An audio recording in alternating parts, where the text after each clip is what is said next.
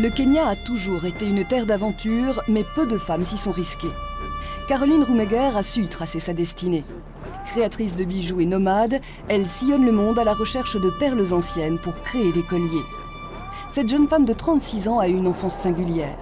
Elle a grandi chez les Maasai avec sa mère, ethnologue, et elle a été élevée avec son frère et sa sœur par son beau-père, un Maasai polygame.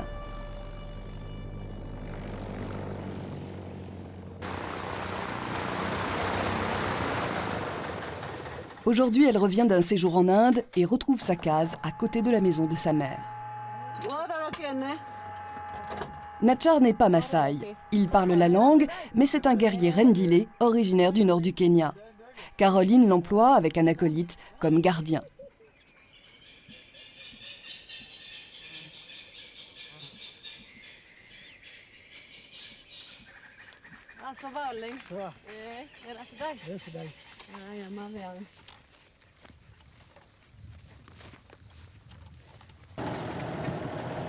Nachar vient d'obtenir son permis de conduire.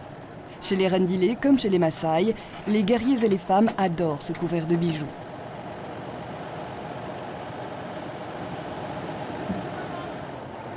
Je suis arrivée au Kenya à l'âge de 18 mois avec ma mère ethnologue qui a décidé de venir étudier la culture Maasai. Caroline est la seule des 3 enfants à avoir choisi de vivre en pleine brousse. Oui, ça amène de belles choses. Beaucoup.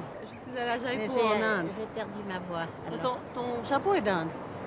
Oui, ça il y a très longtemps, ça je vois. Mais il porte mon totem qui est l'éléphant. Tu fais tailler des pierres d'une certaine manière. Oui, Moi j'ai acheté des pierres brutes que j'ai fait tailler comme ça un peu oui. asymétriques. Ici j'ai fait faire les petits symboles de fertilité éthiopiens en or. Tu sais, tu les trouves seulement Oui, en argent en Éthiopie. oui. Ça, c'est des pièces anciennes indiennes. Celui-là, j'aime beaucoup. Il a beaucoup de rythme. Tu l'aimes mieux Tu que vois, celui-là? il a l'air de danser avec les petites perles en or. Et ça, je les Ah ai oui. fait tailler à C'est son mon Dieu. goût. Ils appellent ça du lime quartz, c'est un quartz en fait. C'est la fait racine polir. d'émeraude, c'est quelque chose qu'ils ne vendent pas vraiment parce qu'ils pensent que c'est pas la peine de vendre, mais moi j'aime bien, ça va très bien avec toute la nouvelle joli. collection camouflage. Moi j'aime. La plupart des pierres, même d'Afrique de l'Est, sont exportées Oui. en Inde, ils les coupent Et puis, là-bas c'est parce là-bas que c'est qu'ils les les Indiens qui savent.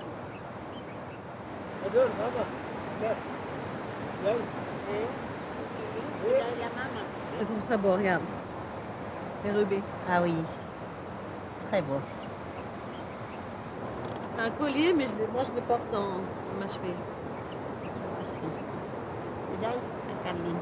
Manyor nanyo kilay manyor. Ana. Manyor. Kakana suba. Enfin bref, j'ai vu tellement d'or en Inde que maintenant j'ai envie de faire mes bijoux en argent de nouveau. Ah, je vais me réinspirer. Moi je travaille avec des perles qui sont depuis le XIVe siècle des perles d'échange, des perles de monnaie, des perles qui servaient à acheter de l'ivoire, du sucre, des épices. Et donc c'est dans la raison d'être de ces perles de passer de main en main. Donc il est tout à fait naturel pour moi de m'en servir aussi comme une monnaie d'échange parce que je les achète, je les recrée, je recycle ce que je trouve en quelque chose que quelqu'un peut porter et en échange, moi, ça me permet d'acheter un avion ou d'obtenir quelque chose d'autre. Donc en fait, c'est le cycle naturel de mes perles. C'est ici que Caroline a créé ses bijoux ces 8 dernières années. Aujourd'hui, elle partage son temps entre son bureau à Nairobi, cette case au Masai Mara et le nouveau domicile perdu en pleine brousse où elle compte vivre avec Simon, son compagnon. Je me souviens que quand j'étais petite, ma mère allait suivre des cérémonies Maasai et nous laissait tout le temps avec des femmes Maasai et je me souviens de toucher des perles, d'enfiler des perles et je crois qu'en fait c'est de là d'où me vient mon sens des couleurs et des formes. Ce sont les femmes Maasai qui m'ont appris le sens de l'équilibre et des couleurs.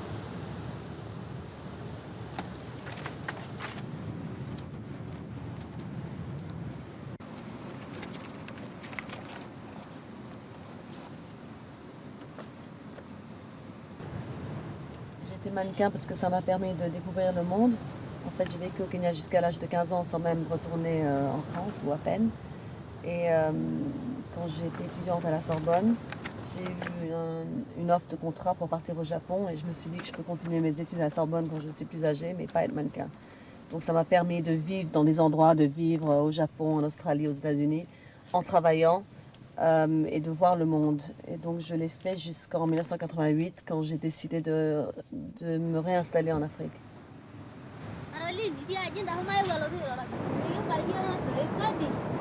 Karibu! Norkitoy, une voisine, a su que Caroline était de retour car elle a vu son avion. Une grande complicité lie les deux femmes. Caroline a grandi dans les villages Maasai jusqu'à 6 ans avant d'aller à l'école à Nairobi. Elle retrouvait sa famille Maasai et ses camarades pendant les vacances scolaires.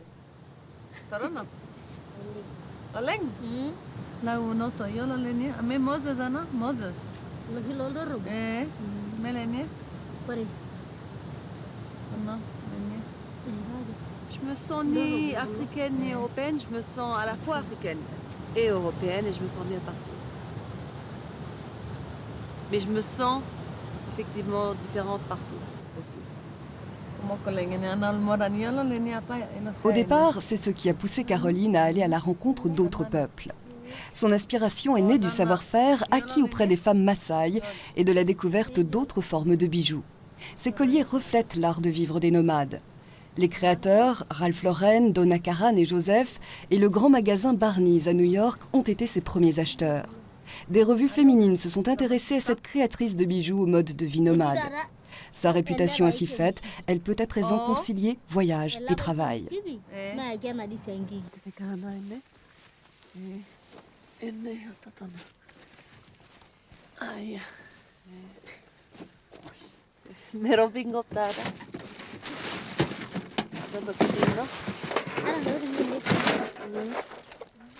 Je peux créer sur place parce que certains endroits m'inspirent des choses que que de retour chez moi, j'aurais plus envie de faire. Donc souvent, j'emmène ma petite boîte à outils avec des perles et du fil pour pouvoir travailler où je vais.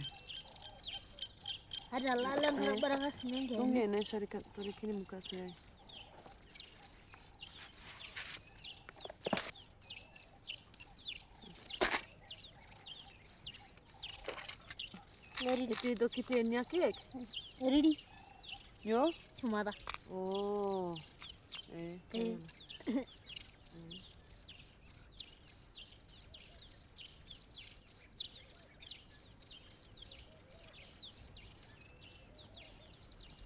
Anangera ino are aketi? Iya. Anangera are aketi? Ini denggulia sekarang hari. Ada nanu gitu mesiai. Kalas. Nanu dah. Malas sih. Nanu. Je peux créer n'importe où, c'est un état d'esprit plus qu'une vue extérieure. C'est un état d'âme. Lagi yang garai. Yeah.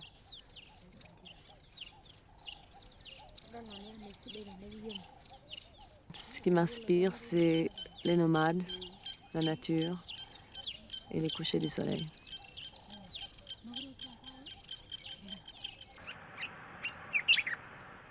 Simon, do you read me over?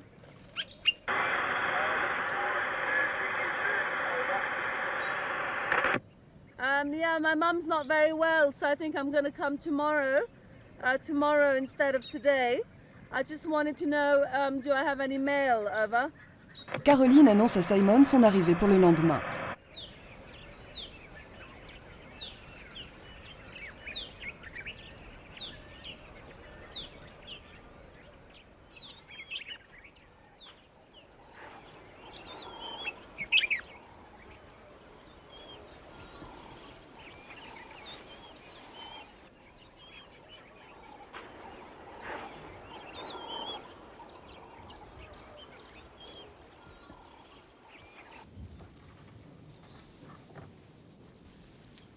L'avion, pour moi, symbolise le nomadisme moderne. C'est le chameau du nouveau millénaire, en fait, parce que ça permet de bouger, d'être dans des endroits très différents et très contrastés dans la même journée, et moi, ça m'exalte.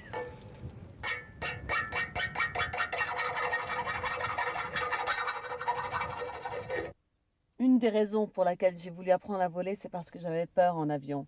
Et maintenant, quand je suis au contrôle de l'avion, non, je n'ai plus peur, et au contraire, ce pays est fait pour voler. Et c'est superbe.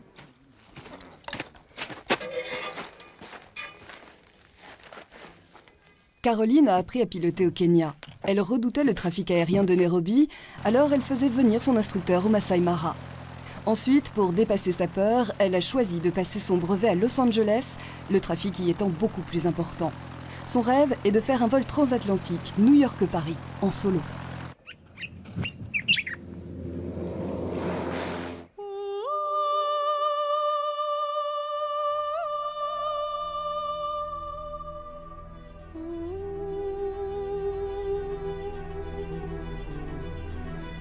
Aujourd'hui, l'avion lui permet de rallier en une demi-heure son nouveau domicile. Auparavant, en voiture, il fallait une journée. Il y a 1 an, la jeune femme s'est acheté son avion. Elle n'avait alors que 20 000 francs en poche. Après des ventes fructueuses de bijoux aux États-Unis, elle a pu, 6 semaines plus tard, acquérir l'objet de ses rêves. Et la vie lui a réservé une surprise.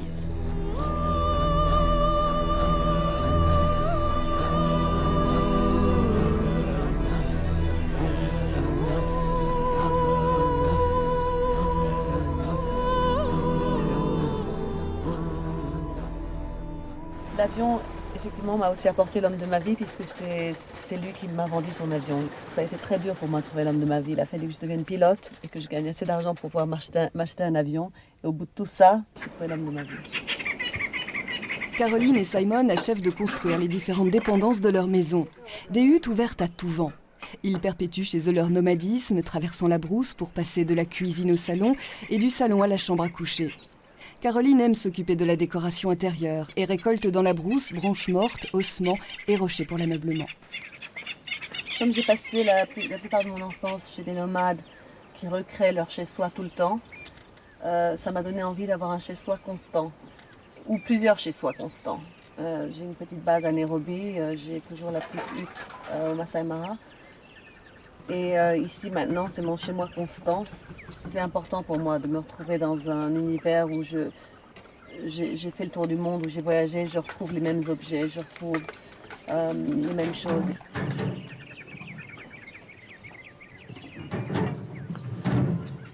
Ici, pas d'électricité, de téléphone ou d'eau courante. L'ordinateur fonctionne grâce à l'énergie solaire.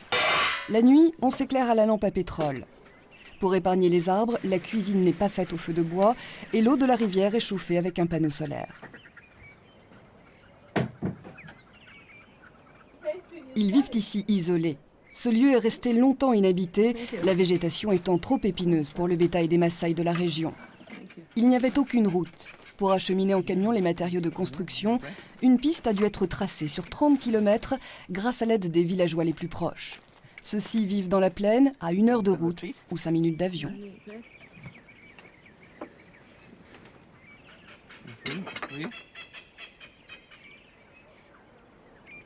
Dans chaque société africaine, les gens ont un rôle. Et pour ça, Emmanuel et moi, on a trouvé notre rôle en étant un peu un pont entre les communautés Maasai d'ici et le reste du monde, aussi bien avec l'école en trouvant des sponsors, etc. ailleurs, que moi avec mes différentes créations de bijoux. Caroline et Simon mettent un pourcentage de leurs revenus respectifs dans un fonds de solidarité qu'ils ont créé pour soutenir des projets éducatifs et écologiques. 2 écoles de la région reçoivent leur soutien.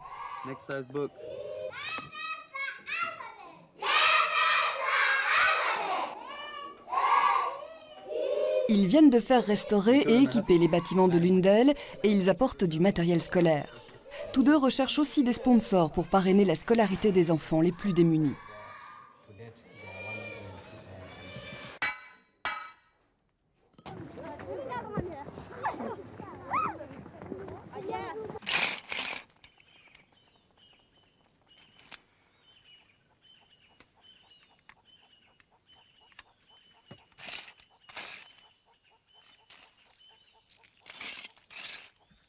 Je mélange tout le temps différentes cultures, des perles de Chine mélangées à des perles africaines ou des perles de Venise. J'aime bien le contraste dans mes bijoux aussi bien que dans ma vie.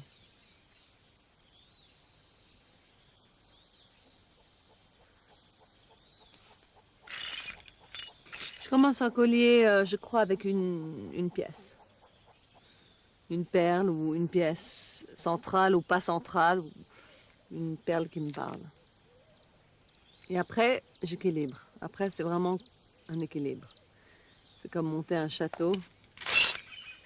J'espère que tout ne va pas s'affaisser.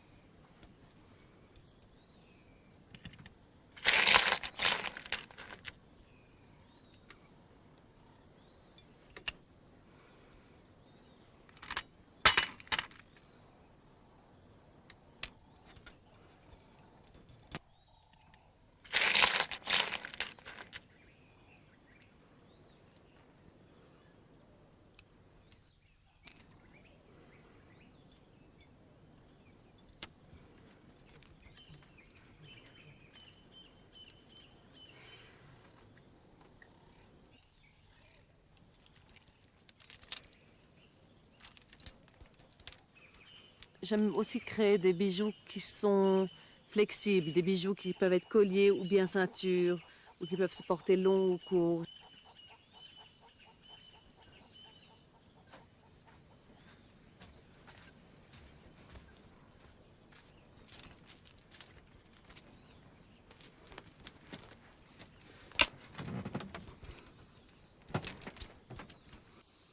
Certains colliers ont des pièces qui traditionnellement dans certaines sociétés sont des porte-bonheur ou sont des objets qui protègent la personne.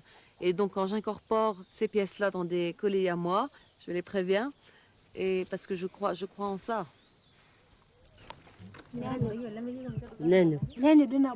Anna menabo Anna. Tada ioni. Adol menabo. Merisio. Merisio. Ah Anna. Anna. Anna. Dès son installation dans la région, Caroline s'emploie à aider les femmes de la communauté locale. Elle a l'idée de leur demander de broder des perles de verre sur des bandoulières pour une collection de sacs à main. Ainsi, de bijoux en maroquinerie, Caroline étend le champ de ses créations et retrouve l'atmosphère de son enfance auprès de ces femmes.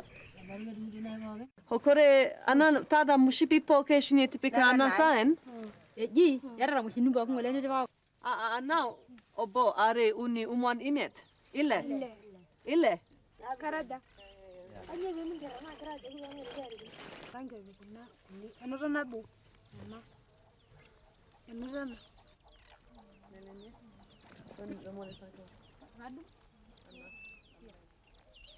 Ayo obo ke adal Juya hi usi. Atai dimete kanna.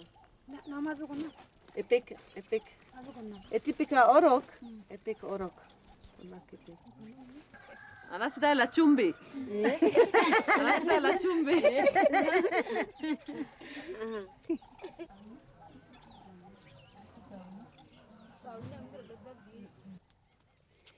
Mon logo, c'est une aiguille de boussole pour symboliser nord-sud, une hélice d'avion pour symboliser le nomade de l'an 2000 et le lézard pour l'Afrique. L'avion, dans ma vie actuelle, est très important parce que ça me permet de vivre en brousse et en même temps de faire mon business à Nairobi. Je peux faire l'aller-retour en une journée.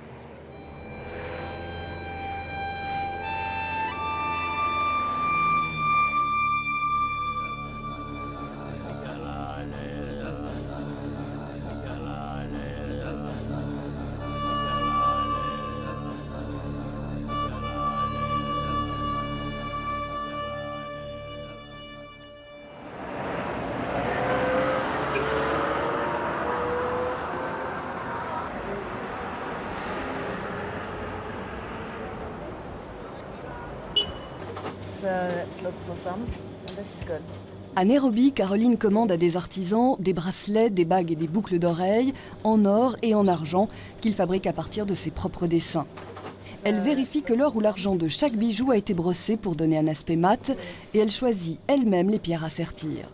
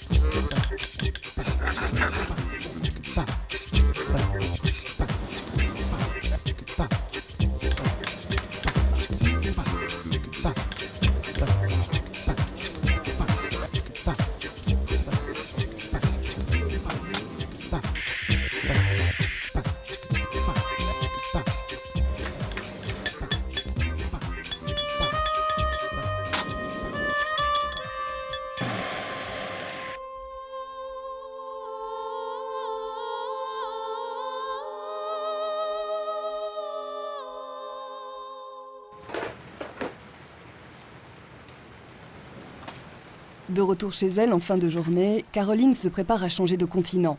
Elle part pour New York avec ses dernières créations en vue des prochaines collections. Dans 24 heures, elle circulera dans la grande métropole avec autant d'aisance qu'elle marche ici, pieds nus, dans cette nature intacte depuis l'aube des temps. Je ne fais pas de différence entre le quotidien et le voyage. Le voyage fait complètement partie de ma vie. J'ai toujours un sac à moitié emballé ou déballé, en fait, auquel je peux rajouter quelque chose et partir en 2 secondes.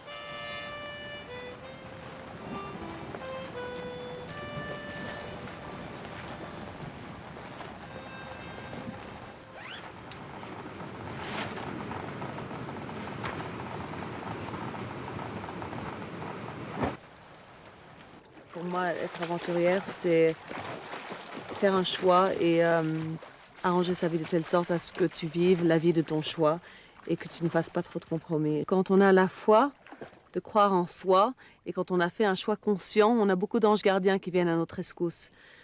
Moi, je crois aux rêves, mais il faut y croire pour qu'ils se réalisent. Je crois aux miracles, mais de nouveau, il faut y croire pour qu'ils se réalisent. Ma vie m'a fait me rendre compte du potentiel que chacun de nous a en soi, de réaliser ses rêves et de réaliser son potentiel entier, mais trop de gens sont bloqués par la peur. Et la peur limite. Ouh.